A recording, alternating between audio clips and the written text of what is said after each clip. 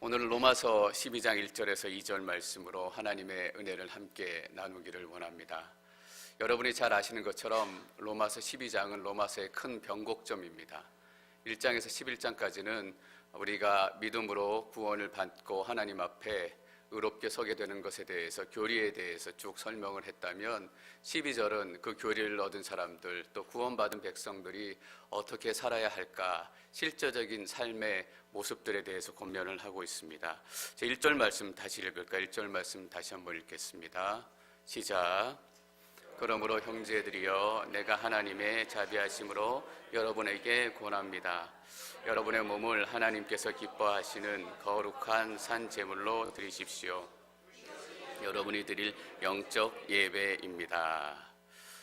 그러므로는 1장에서 11장까지 사도 바울의 모든 이야기를 다 담습니다. 여러분들이 1장에서 11장까지 하나님의 마음과 하나님의 구원의 계획을 다 알았기 때문에 이제는 이렇게 살아가야 합니다 라는 뜻입니다. 그래서 다른 쉬운 번역에서는 이 그러므로 한 단어를 이렇게 풀어서 의역해서 번역을 하고 있습니다. 그러므로 나는 여러분들이 이렇게 살기를 원합니다. 하나님께서는 여러분들이 살기를 원하십니다. 그냥 배우고 듣고 프로그램으로 마치는 것이 아니라 하나님의 말씀이 여러분 삶 가운데 살아내지기를 하나님께서는 그 무엇보다 원하십니다. 왜냐하면 하나님 말씀으로 살아가면 우리의 삶이 실제로 살아나는 놀라운 영적인 경험들이 우리 삶 가운데 시작되기 때문입니다. 왜 나는 말씀의 능력을 경험하지 못하지? 말씀을 그냥 읽는데도 나는 말씀의 이 뜨거움을 경험하지 못하지? 중요한 이유는 그 말씀을 실제로 살아보지 않기 때문입니다. 몸짱이 되고 이렇게 왕자가 새겨지는 비디오를 보고 열심히 교육을 받았지만 실제로 운동하지 않으면 몸은 여전히 뿔룩배로 남아 있습니다. 아무리 몸짱 되는 비디오를 많이 봐도 실제로 운동하지 않으면 그 운동 효과와 능력을 경험할 수가 없습니다. 저희가 너무나 많은 프로그램과 너무나 많은 세미나의 홍수 가운데 살고 있지 않습니까? 어떨 때는 그것들을 왕창 좀 줄였으면 좋겠다라고 생각할 때가 있습니다. 너무 많으니까 귀한 줄 모르는 거예요. 그냥 이 시간이 지나면 다음 시간에 또 듣고 또 은혜를 받고, 그런데 딱 하나만 있다면 1년에 내가 저걸 놓치지 말고 꼭 가서 들어야 되겠다, 그리고 듣고 나서 내가 한번 살아봐야 되겠다, 이렇게 결단이 시작이 될 텐데 너무나 은혜로운 프로그램이 많다 보니까 오히려 그것들이 우리에게 독이 될 때가 너무나 많습니다. 여러분, 사도 바울의 권면을 들으시기를 축원합니다. 그러므로 나는 여러분들이 이렇게 살기를 원합니다. 말씀을 살아낼 때 진짜 말씀의 능력을 경험하게 될 것입니다. 그러므로 라고 접두사를 시작한 이후에 형제들이여 라고 사랑하는 마음으로 부릅니다. 사도 바울이 자신의 서신서에서 얼마나 자주 형제들이여 라고 믿음의 지체들을 부르는지 여러분들 잘 기억하고 계실 겁니다. 1장부터 11장까지 이방인 얘기도 하고 유대인 얘기도 하고 율법 얘기도 하고, 또 유대인들은 이렇게 해서 구원을 받고 또 이방인들은 이렇게 해서 구원을 받고 이렇게 다르고 저렇게 갖고 먼저 은혜를 받고 나중에 은혜를 받고 한참 이렇게 얘기한 이유가 바로 여기에 있습니다. 이 모든 사람들은 하나님 안에서 한 형제입니다 라고 부르길 원했기 때문입니다. 여러분, 우리 가운데 많은 토론과 많은 이야기와 많은 스토리들이 있을 수 있습니다. 그러나 그것들이 각자 흩어져서 서로에게 상처가 되고 서로 다르다라는 것을 증명하는 것이 아니라 우리들의 다른 인생 이야기가 하나님 안에서 들려지고 하나님에서 나누어지면 우리가 형제됨으로 하나로 모이게 되는 겁니다. 그래서 우리가 다 다른 삶을 살고 다른 인생의 배경을 가지고 있지만 우리가 한 교회에서 한 지체로 한 하나님의 은혜를 누리게 되는 겁니다. 사랑하는 형제 여러분, 우리가 한 지체가 되어서 한 교회가 된 것이 얼마나 하나님의 큰 축복인지 더 깊이 누려가시는 시간이 되시기를 바랍니다. 또 이렇게 얘기합니다. 그러므로 형제들이여, 내가 하나님의 자비하심으로 여러분에게 권합니다.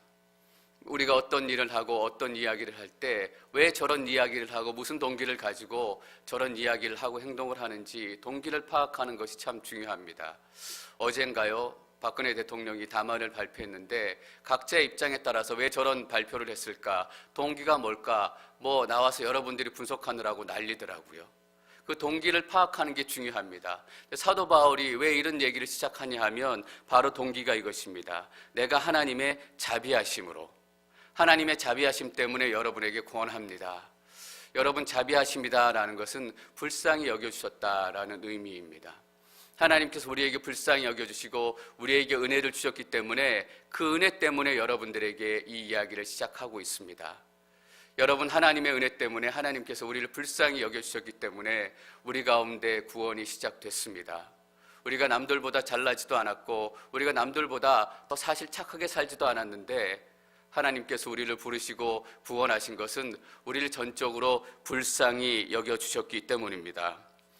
하나님께서 구원의 계획을 우리 삶 가운데 시작하셨다라는 것은 또 하나의 중요한 의미를 가지고 있습니다. 하나님께서 시작하셨기 때문에 하나님께서 이루실 것이다 라는 약속이기도 합니다. 그러나 하나님의 약속이 우리 삶 가운데 이루어진다고 해서 동전을 넣으면 자동으로 콜라가 나오는 자판기 같은 그런 구원의 방식이 아닙니다.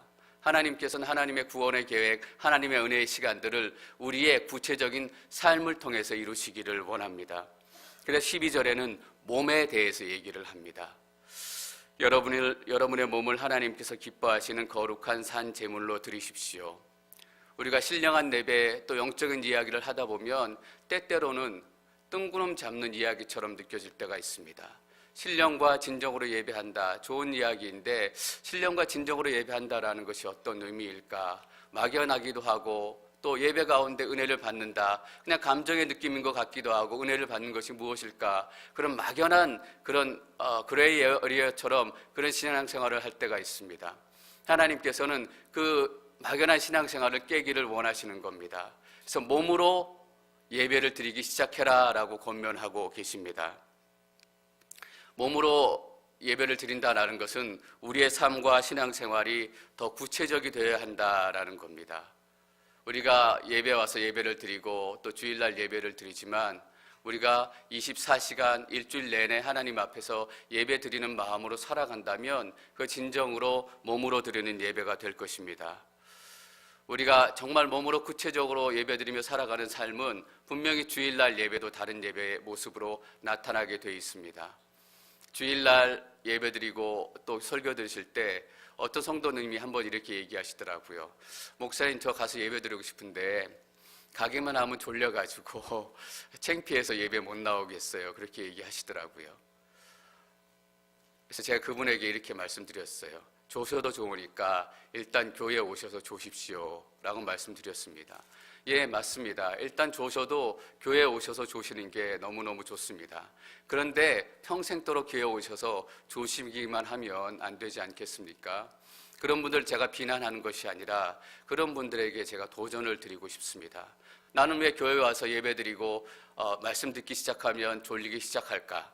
갑자기 쌩쌩했다가 하다고 예배만 들어오면 눈이 감기고 몸이 피곤해지고 졸음이 오기 시작하고, 여러분 이거 아세요? 운동 안 하다가 갑자기 운동하면 허리가 삐끗하고 다리가 묵직하고 여러 가지 몸이 이상이 생기기 시작해요. 일주일 내내 예배드리지 않고 하나님 없이 상관없이 살다가 갑자기 예배하려고 모두를 탁 전환하면 허리도 아프고 다리도 아프고 막 졸음이 오기 시작하는 거예요. 주일날 예배할 때 졸지 않는 비법이 뭘까요? 전날 충분히 쉬고 충분히 휴식을 취하는 것, 그것도 물론 육체적으로 귀한 방법 중에 하나입니다. 근데 졸음을 이길 수 있는 진짜 중요한 방법은 일주일 내내 하나님의 말씀대로 예배하는 마음으로 한번 살아보는 겁니다. 그래서 갑자기 운동해서 허리가 삐끗하고 어깨가 삐끗하고 이런 상황이 나오는 게 아니라 일주일 내내 의도적으로 하나님 앞에 서려고 노력하고, 예수님이라면 어떻게 했을까? 예수님의 말씀대로 사는 것은 어떤 것일까? 오늘 큐티 말씀을 붙들고 내가 한번 살아내 봐야 되겠다. 하나님께서 다른 사람을 사랑하라고 하셨으니 정말 저 인간 지긋지긋 보기 어렵지만 오늘 하루라도 내가 사랑하며 살아보겠다. 말씀을 붙들고 하나님 앞에 예배하는 모습으로 6일 내내 살아간다면 그런 삶을 산 사람이 주일날 예배에 와서 절대로 졸지 않을 거라고 저는 생각이 됩니다. 더 하나님 앞에 예배하고 일주일 동안 살았던 삶들 기억하면서, 물론 몸도 피곤하고 때로는 마음도 피곤하지만 하나님을 만나는 기쁨, 하나님 예배하는 놀라운 감동이 그 어느 때보다 삶에 충만하게 임해서 그전에는 졸렸는데 갑자기 졸리지 않고 설교가 쏙쏙 들어오기 시작하고 찬양이 은혜가 되고, 이전에는 찬양도 제대로 부르지 못했는데 찬송을 부르기 시작하면 눈물이 나오고, 여러분 그렇게 예배는 시작되는 겁니다. 제가 며칠 전에 제 아내하고 이런 얘기를 나눴습니다. 주일 예배는 토요일 밤부터 시작이 된다. 너무나 맞는 얘기입니다. 더 엄밀하게 얘기하면 주일 예배는 월요일부터 시작이 됩니다. 더 엄밀하게 얘기하면 진짜 주일 예배는 주일날 와서 11시 반에 예배드리고 1시 정도에 끝나게 되는데, 그 주일 예배가 공예배가 끝난 이후부터 진짜 우리의 주일 예배, 우리의 예배는 시작된다라고 말씀드릴 수 있습니다. 여러분, 일주일 동안 어떻게 사셨습니까? 혹시 예배 때마다 졸음이 오시는 분들이 있다면 절대 비난하는 것이 아니라 제가 도전해 드리고 싶습니다. 일주일 동안 말씀으로 살아보시고 하나님을 예배하는 삶으로 살아보시고 그렇게 살았는데도 주일날 졸린다 그러면 제 설교가 문제 있다라고 제가 자백하겠습니다. 하나님께서 이전보다 더 큰 은혜를 여러분에게 부어주실 거라고 저는 확신합니다. 그게 몸으로 드리는 예배입니다. 막연히 주일날 예배 와서 내가 예배하는지 여기 있는지 그런 상황 가운데 있는 게 아니라 구체적으로 삶 가운데서 드려지는 예배, 몸으로 드려지는 예배다라고 해서 꼭 몸을 움직여서 땀을 흘려야 된다라는 것이 아닙니다. 실제로 내가 몸을 들이고 시간을 들이고 때때로는 교회에 나와서 몸을 들여서 헌신하기도 하고 시간을 내기도 하고 더 구체적으로 우리의 삶이 예배 가운데 시작이 되기를 하나님께서는 바라시는 것입니다. 여러분의 몸을 하나님께서 기뻐하시는 거룩한 산 제물로 드리십시오. 하나님께서 기뻐하신다라고 얘기합니다. 여러분은 이미 하나님께서 기뻐하시는 존재가 된 것을 믿으십니까? 우리가 죄 가운데 하나님의 아들로 양자로 죄를 용서받고 양자로 들어갔기 때문에 우리는 하나님의 가족이 됐고, 하나님께서는 아들을 사랑하는 것처럼 우리를 사랑하고 계십니다. 고아원에서 이곳저곳 쫓기고 어부지도 당하고 쫓겨나고 매맞고 이랬던 아이가 어느 날 양부모 집에 입양을 갑니다. 근데 그 아이는 너무나 많이 어려운 시절을 보냈기 때문에 어른들에게 어떻게 사랑받는지, 사랑받는 방법을 알고 있습니다. 그래서 그 부모가 사랑스럽고 그 부모를 존경했기 때문이 아니라 내가 사랑받게 행동하지 못하면 쫓겨난다라는 것에 대한 두려움 때문에 그 양부모한테 재롱도 떨고 좋은 일도 하고, 그러나 그 아이가 정말 그 양부모를 자기의 아버지, 자기의 어머니 아버지를 생각하게 되는 그 순간 더 이상 쫓겨나지 않는구나, 나는 자신을 갖게 되는 순간 이전과 똑같은 행동으로 부모님들을 기쁘게 할지 모르지만 그때는 쫓겨날까 봐 두려워서 기쁘게 하는 행동을 하는 것이 아니라 사랑하기 때문에 하나님의 사랑이 너무나 감사해서 기쁘게 행동하기 시작한다라는 겁니다. 여러분, 우리는 이미 하나님의 자녀가 됐습니다. 우리가 하나님을 기쁘게 하려고 노력하는 것은 그렇지 않으면 하나님께 쫓겨날까 봐, 다른 집을 쫓겨날까 봐 두려워서 기쁘게 하는 것이 아니라 하나님을 너무나 사랑하기 때문에 그 사랑하는 마음으로 나의 아버지를 어떻게 하면 한 번 더 기쁘게 해드릴까, 그런 마음으로 하나님 앞에 기쁜 인생이 되려고 하고 더 헌신하는 인생이 되려고 하는 것입니다. 여러분의 몸을 하나님께서 기뻐하시는 거룩한 산 제물로 드리십시오. 여러분, 이 말씀 앞에서 우리는 이미 하나님께서 기뻐하시는 인생이 되었다라는 하나님의 약속의 선포를 들으시기를 축원합니다. 어떤 일이 있어도 우리는 우리 양아버지 대신 아버지에게서 쫓겨나지 않습니다. 그 안에서 혼나기도 하고 그 안에서 벌받기도 하지만 영원히 하나님 나라에 거하는 축복을 누리게 될 것입니다. 기뻐하시는 거룩한 산 제물로 드리십시오. 산 제물이다라는 말에 크게 두 가지 의미를 생각해 봅니다.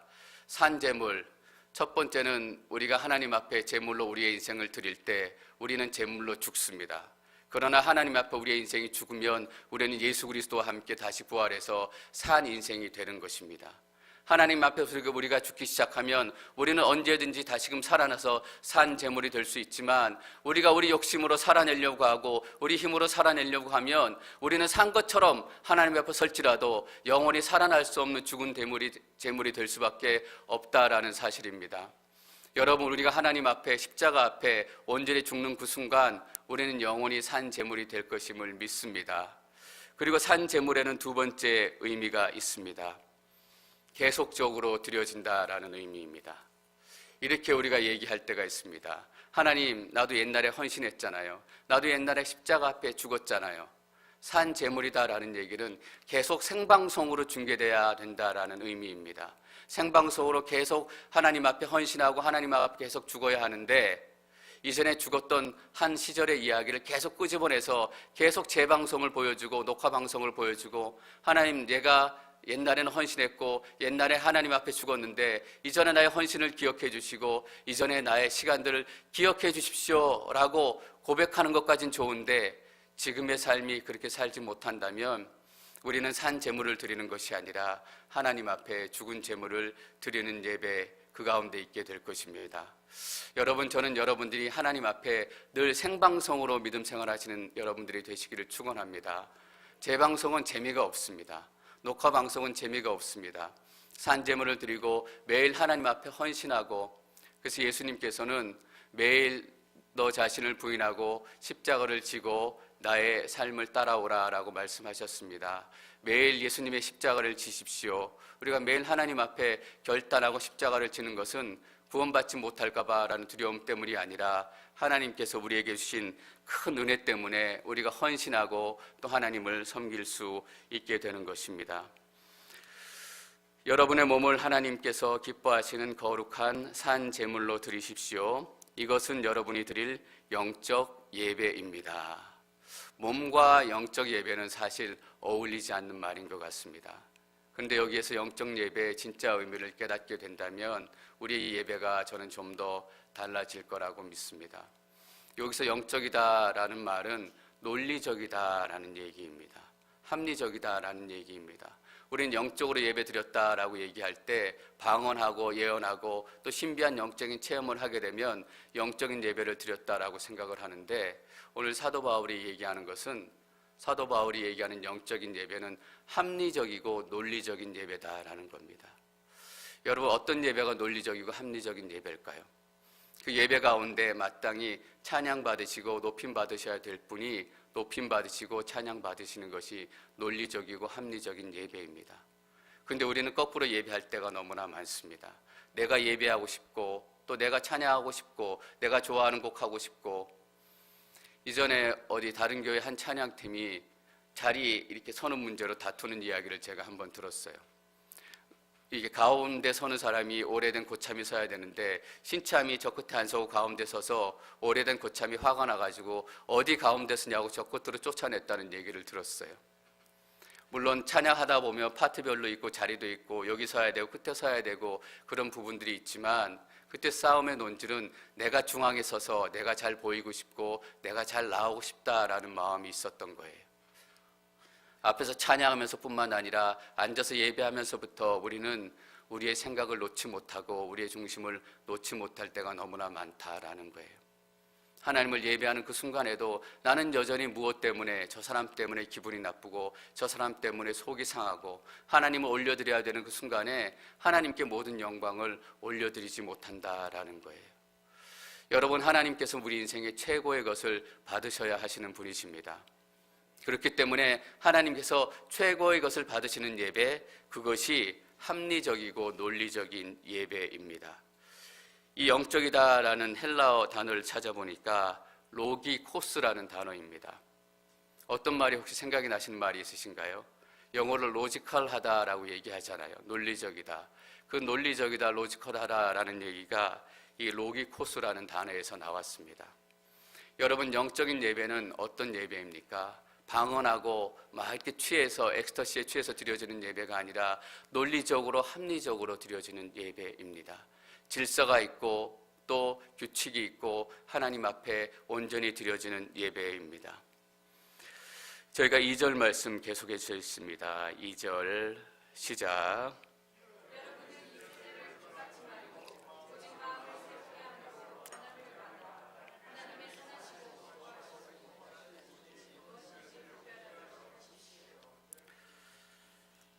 사도 바울이 12장 1절과 2절에서 두 가지 권면을 하는데, 첫 번째는 하나님께서 기뻐하시는 거룩한 산 제물로 여러분의 삶을 드리십시오 라고 권면을 하고, 두 번째는 이 세대를 본받지 말고 오직 마음을 새롭게 함으로 변화를 받으십시오 라고 두 번째 권면을 하고 있습니다. 이 12장 1절과 2절이 12장에서 마지막 16장까지 큰 주제를 이루는 말씀입니다. 여러분, 이 세대를 본받지 말고, 이 세대는 이 시대의 문화, 이 시대의 가치관, 이 시대의 이데올로기, 이 시대에 살아가는 사람들의 패턴과 습관을 얘기합니다. 그런데 본받지 말라라고 사도 바울이 강력하게 권고합니다. 본받는다라는 얘기는 따라한다라는 얘기입니다. 우리 다른 사람들이 사는 것처럼 따라 살고 싶을 때가 너무나 많습니다. 다른 사람들이 큰 집을 지으면 우리도 큰 집을 짓고 싶고, 다른 사람들이 저기 몰려가면 우리도 한번 같이 몰려가서 그곳에서 무슨 일이 일어나나 또 구경하고도 싶고, 다른 사람들이 돈이 최고다라고 얘기하면 우리도 돈을 쫓아서 그렇게 살고 싶은 마음이 있을 때가 있습니다. 그런데 그 사람들의 삶의 패턴을 본받지 말아야 한다라고 권면합니다. 이 말씀을 묵상하면서 우리의 자녀들을 생각했습니다. 우리의 자녀들이 무엇을 본받을 수 있을까? 혹이나 우리의 삶 가운데 본받을 만한 것들이 있을까? 추수감사절 때 우리 유스그룹의 학생 한 명이 저에게 메시지를 보내왔습니다. 목사님 감사합니다. 좋은 추수감사절 보내시고 저희들에게 잘해주셔서 너무너무 감사합니다 라는 메시지를 보냈습니다. 제가 아이들에게 크게 잘해준 것도 없는데 감사하고 잘해줬다라는 감사의 이야기를 들으니까 뭔진 모르지만 내가 그 유스그룹 아이들에게 본받을 만한 무슨 모습을 보여주기는 했나 보다라고 생각이 드니까 제 스스로 대견하기도 하고, 왜 어른들은 형식적인 얘기로 그냥 감사하지 않지만 인사말로 감사합니다라고 얘기할 때도 있지만 우리 아이들은 없는 얘기는 안 하잖아요. 그래서 제가 그냥 제 스스로 위로하고 격려했습니다. 하나님, 제 이 연약하고 약하고 추한 모습 가운데도 애들이 선하게 본받을 수 있는 모습들이 남아있어서 너무너무 감사합니다. 제가 뭐 잘해준다라기보다는 그냥 애들에게 이렇게 해주고 저렇게 해주고 싶다라는 마음뿐이었는데, 그 시간들 때문에 아이들이 뭔가 본받을 수 있었다면 전 여러분의 삶의 작은 모습 때문에 여러분의 자녀들과 다음 세대들이 본받는 일이 일어나기를 축원합니다. 본받기 위해서는 본받을 만한 모델이 있어야 합니다. 우리 아이들에게 그 영적인 모델이 없다라는 것이 어떨 때는 너무너무 두렵고 어떨 때는 너무너무 마음이 아픕니다. 우리 기독교 현대 흐름을 논하면서 이렇게 마음 아픈 이야기를 하면서 어떤 분이 이런 얘기를 하는 걸 들었어요. 성당 천주교 캐톨릭에는 교황이라는 시스템이 있어서 많은 사람들이 어쨌든 교황의 모습을 보면서 본받으려고 한다라는 거예요. 그런데 현대 크리스찬 또 영적인 지도자 가운데는 그만큼 영적인 권위와 사람들에게 선한 영향력을 주는 기독교 영적인 리더가 없다, 너무나 아쉽다라는 얘기를 하는 거예요. 저는 그 사람들의 평가에 우리 한 사람 한 사람이 각성하고 두려워해야 된다라고 믿습니다. 다음 세대는 말씀을 통해서도 배우지만 우리가 말씀을 살아내는 그 모습을 통해서 그들의 본보기를 배우고 그들의 살아가는 삶의 패턴을 배우게 되는 것입니다. 저는 추수감사절 또 성탄 예배 1년에 몇 번은 꼭 우리 유스그룹과 다음 세대와 함께 연합예배, 조인 서비스를 드리려고 합니다. 왜냐하면 단 하나라도 우리 아이들이 어른들과 함께 예배하면서 그 예배의 모습 가운데 배우기를 원하는 것이 있기 때문입니다. 우리의 부모님들은, 우리 어른들은, 장로님, 집사님은 기도할 때 저렇게 기도하시는구나, 예배할 때 저렇게 예배하시는구나. 그런데 예배 중에 그런 분이 있다는 건 아니에요. 예를 들면 뒤에서 핸드폰을 보고 기사를 보고 있다라고 이런 모습이 아이들에게 비춰지면 도대체 아이들이 예배 가운데 무엇을 배울 수 있겠습니까? 저는 여러분들에게 꼭 당부드리고 싶습니다. 다른 것도 물론 여러분들이 꼭 조심하고 본이 되셔야 하지만 예배에 임하시고 예배 중에 여러분의 몸가짐, 여러분의 마음가짐을 다시 한번 점검하셨으면 좋겠습니다. 우리 다음 세대, 우리의 자녀들이 지나가다 본다니까요. 우리의 부모님들은, 우리의 장로님과 집사님들은 저렇게 예배하는구나, 저렇게 예배해도 괜찮구나. 어떤 부분 우리 유스그룹 자녀들이 예배를 보면서 저거는 우리들한테 배운 거다, 우리들이 저렇게 예배 드렸기 때문에 쟤네들도 저렇게 예배 드리는 거구나. 그런 부분들을 제가 중간중간 보게 될 때마다 정말 마음이 아프고 두려운 생각이 들기 시작합니다. 여러분, 주일날 예배 드릴 때 어떻게 예배 드리세요? 주일날 예배 오실 때 어떻게 예배 오세요? 우리 아이들이, 또 우리 다음 세대들이 우리가 예배 드릴 때, 제가 다음 세대를 일부 예배, 유스그룹 예배를 위해서 기도할 때 하나님, 마가의 다락방에서 임하셨던 그 성령의 역사와 능력을 우리 차세대 예배 가운데서도 경험되어지게 하여 주시옵소서. 그 예배 가운데도 그 성령의 역사가 동일하게 나타나기를 원합니다. 그렇게 기도하면서 이게 마음 한편에 죄스러운 마음이 들어오는 게 뭐냐 하면, 어른들은 그런 예배를 경험하고 있냐라는 거예요. 어른들은 과연 더 많은 믿음과 더 많은 교육과 더 많은 신앙생활을 했지만 마가의 다락방에서 경험했던 그 성령의 놀라운 능력을 우리 예배 가운데 경험하고 있느냐라는 거예요. 물론 하나님께서는 우리가 경험하지 못했지만, 우리가 죄에 있었기 때문에 부족한 부분이었지만 우리 자녀들에게 특별히 하나님의 은혜를 경험하시게 하실 거라고 저는 믿어요. 그러나 그 일들이 더 신속하게, 더 빠르게, 더 강력하게 진행되기 위해서는 우리 어른들 예배 가운데 그 놀라운 성령의 예배가 시작돼야 된다라는 거예요. 여러분, 근데 사도 바울이 오늘 영적인 예배가 뭐라고 얘기했어요? 논리적이고 합리적인 예배가 돼야 된다라는 거예요. 크리스찬이 우리 삶 가운데 합리적이지 않고 상식적으로 살아가지 않고 논리적으로 살아가지 않는데 어떻게 주일날 우리가 합리적인 예배를 드리겠어요? 어떻게 논리적인 예배를 드리겠어요? 우리는 두려운 마음 가운데 예배에 임하기도 해야 되고, 12장 1절과 1절이 단순히 사도 바울이 로마 교인들에게 권하는 권면, 여러분에게 권합니다, 이렇게 다정한 말로 얘기하고 있지만 권합니다라고 해서 그냥 다정한 말로 권하는 게 아니잖아요.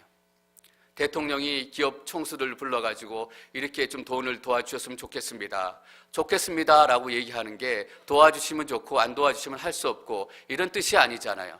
안 도와주면 큰일 납니다라는 얘기예요. 사도 바울이 여러분에게 권면합니다라는 얘기는 그냥 다정스럽게 권면합니다라는 표현을 썼지만 이것은 하나님의 명령입니다라는 뜻입니다. 저는 이 로마서 12장 1절과 2절에서 우리가 다시 한번 우리의 삶을 돌아보고 얼마나 우리가 두려운 자리에 서 있는지 깨닫는 시간이 되기를 원합니다.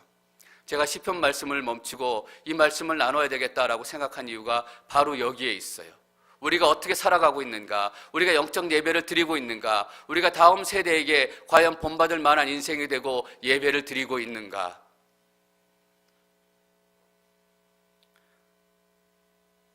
저도 설교를 준비한 과정들 다시 한번 돌아봐야 되겠다라는 생각이 들었어요. 물론 열심히 준비하지만 낭비되는 시간은 없는가, 정말 하나님의 마음만 전하고 있는지 아니면 자꾸 내 생각이 더 가미가 되어지는지, 여러분 찬양할 때 내 마음으로 찬양하는지 정말 하나님의 마음으로 하나님을 높이며 찬양하는지 두려운 마음으로 우리는 서야 됩니다. 다음 세대가 우리의 모습을 본받고 우리의 모습에 따라서 그의 삶을 결정하게 될 것이기 때문입니다. 여러분은 이 세대를 본받지 말고 오직 마음을 새롭게 함으로 변화를 받아, 마음을 새롭게 함으로 우리가 변화를 받아야 되는데 그 변화가 어떻게 나타날 수 있느냐? 오직 이 한 가지 방법밖에 없다라는 거예요. 마음을 새롭게 함으로. 여기서 마음이라는 것은 우리의 생각, 우리의 이성, 우리의 이해력, 우리의 판단력을 다 포함해요. 우리의 마음을 새롭게 한다라는 것은 우리의 생각을 새롭게 하고 우리의 이성을 새롭게 하고 우리의 가치관을 새롭게 하고 우리의 이해력을 새롭게 한다라는 거예요. 근데 여러분, 우리의 생각 안 바뀌잖아요. 지독하게도 우리의 생각이 안 바뀌어요. 생각이 안 바뀌니까 우리의 삶이 바뀌지 않는 거예요. 여러분, 어떻게 우리의 생각이 바뀔 수 있을까? 여러분, 이거 잘 아시잖아요. 조선일보만 계속 읽는 분은 할 수 없이 보수가 돼요. 한겨레 신문만 계속 읽는 분은 할 수 없이 진보가 돼요. 진보가 나쁘다, 보수가 나쁘다 이런 얘기가 아니에요.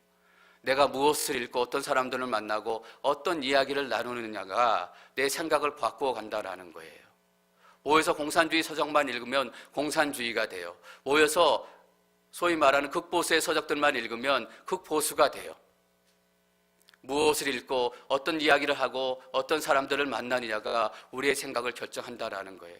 여러분, 생각을 새롭게 함으로 우리의 이해력과 판단을 새롭게 함으로 어떻게 새롭게 할 수 있어요? 말씀밖에 없다라는 거예요. 프로그램으로 말씀을 대하는 것이 아니라, 세미나로 말씀을 대하는 것이 아니라 내 살아가는 방법으로, 내 살아가는 원칙으로 말씀을 대하고 말씀을 묵상하고 말씀을 읽지 않으면 우리의 삶이 바뀌지 않고 우리의 생각이 바뀌지 않는다라는 거예요. 여러분 잘 아시잖아요. 세미나 한두 번 했다고 해서 우리의 생각이 절대 바뀌지 않습니다. 고통스러운 과정이에요. 우리가 몸을 들여야 된다라고 사도 바울이 굳이 강조하고 있는 이유가 바로 이것이에요. 하나님, 우리가 구원받았으니까 우리의 삶이 영적으로 저절로 바뀌겠지요. 그렇지 않아요. 우리의 몸을 들여서 땀을 흘리고 말씀을 읽고 묵상하고 우리가 결단하고 살아내려고 살아내지 않으면 그 말씀이 우리 삶 가운데 들어오지 않아요. 우리의 생각이 바뀌지 않는다고요. 시간이 지나면 생각이 바뀌겠지. 세월이 지나면 생각이 서서히 바꿔가겠지. 여러분, 우리의 생각이 시간이 지난다고 바뀝니까? 시간이 지나면 우리의 생각은 고집이 되고 아집이 돼요. 절대로 바뀌지 않고 그때는 내 생각과 다른 사람 이야기를 하는 어떤 사람의 이야기도 들으려고 하지 않아요. 그런 사람들을 목이 곧는 백성이라고 얘기하고 또 완악한 백성들이라고 얘기해요. 저는 여러분들이 여러분의 신앙생활 가운데서 몸을 들이시기 시작하기를 축원합니다. 우리의 시작과 마음과 몸과 우리의 모든 것을 들이지 않으면 우리의 생각은 바뀌지 않는다라는 거예요.